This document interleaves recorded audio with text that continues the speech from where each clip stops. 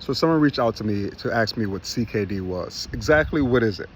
Well, CKD is very important to understand. So your kidneys are about the size of your fist, and they're in your lower back area. Most people have two kidneys. Kidneys are important in getting rid of toxins that's in your blood. If you have kidney disease or kidney damage, your toxins will build up in your body and cause a whole lot of bad symptoms. Now, CKD comes in 5 stages: stage 1, 2, 3, 4, and 5. Most people don't realize that they have CKD until they hit stage 4 or stage 5. Stage 5 is called kidney failure. When you have CKD stages 1 through 3, maybe you'll feel the symptoms, maybe not. But CKD is a silent disease. 90% of the people with CKD in America do not realize that they have CKD. So it's very important to get tested for CKD. A lot of people don't realize when they should get tested, so I'll let you know when you should get tested. If you have diabetes, you should get tested for CKD. If you have high blood pressure, if you have a family history of CKD, if you're obese, and if you're over the age of 60. Now, this is an important one, over the age of 60. Why is that? That's because as you age, your kidney function will decline. So it's great to know what your blood pressure is. It's great to know what your cholesterol is, but it's also great to know what your kidney numbers are. And to get your kidney numbers, your doctors would do 2 tests for you. They will take your blood sample, and they will take a sample of your urine. When they take a blood sample, they're going to look at something called the eGFR, or GFR for short. Your GFR number indicates how much damage to your kidneys you have. Another thing that they look at with your urine is your UACR, urine albumin creatinine levels. So they look at the amount of protein that you have in your urine and the amount of creatinine that you have in your urine. It's not normal to have protein in your urine, and it's not normal to have a lot of creatinine in your urine. So they look at this combination of your blood, GFR, and your urine, UACR, to see if you have kidney disease and what stage you fall into. So now let's talk about the actual stages of kidney disease. So when a doctor takes a blood sample, if your eGFR, or just GFR for short, if it's over 90, then that's good. That means you don't have any damage to your kidneys. You don't have any reduced kidney functions, is what I should say. So if your GFR is over 90, but you have protein in your urine, then you have some kidney damage. But your kidney function is still 100% because your GFR is over 90. So that kidney damage that you have, it may be temporary or maybe permanent, but it's so small that the only thing that's really happening is you have some protein inside of your urine. So most people don't have any signs or symptoms in this stage. They're just living their life. They don't even realize something's wrong. CKD stage 2 is a little similar. So in CKD stage 2, your GFR is between 60 and 89. When your GFR is in this range, you may have some symptoms. You may start to have higher blood pressure. You may notice when you urinate, it's a little bit darker than normal, or you may see some bubbles in the toilet. That bubbles is actually protein that you're leaking out of your urine.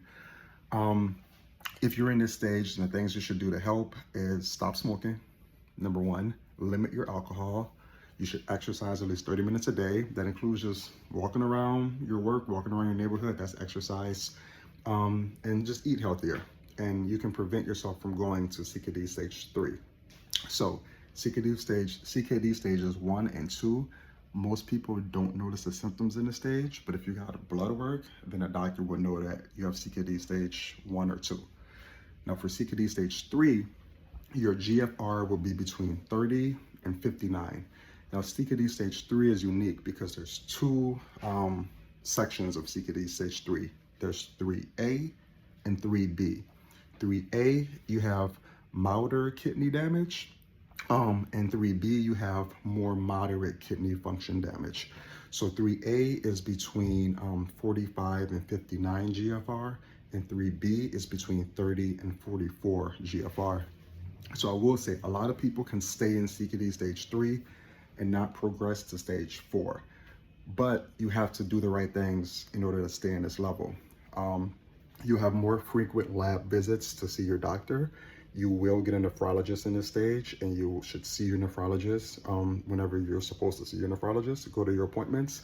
You will also get a renal dietitian in this stage, who would tell you about a renal diet that you should follow. And renal is another word for kidney. So you have to follow a specific kidney diet, which may include reducing your salt intake and many other things. But if you're CKD stage 3, you should follow your renal diet's orders so you don't move on to stage 4. In stage 3, you will also be notified about dialysis and what it is and the different treatment options that you may have. Also, the signs and symptoms will be more severe. You will have itchy skin. You will have swelling in your hands and in your legs. You'll have cramping. You'll have weakness. You'll be more tired than you usually are. And this comes with your kidneys not functioning like they should. Your kidneys help regulate a lot of things in your body. That's why your kidneys are important. So in CKD stage 4, your GFR is between 15 and 29. Now in stage 4, it's time for you to get a support group. It's time for you to talk to your family, talk to your friends, join Facebook groups about kidney disease, because it's getting real now. You will talk to your nephrologist about the type of dialysis that you would do if you moved on to stage 5. The types of dialysis that you can do include hemodialysis, home hemodialysis, and peritoneal dialysis.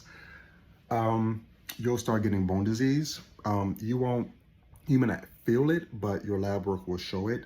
You may have weaker bones that are easier to break.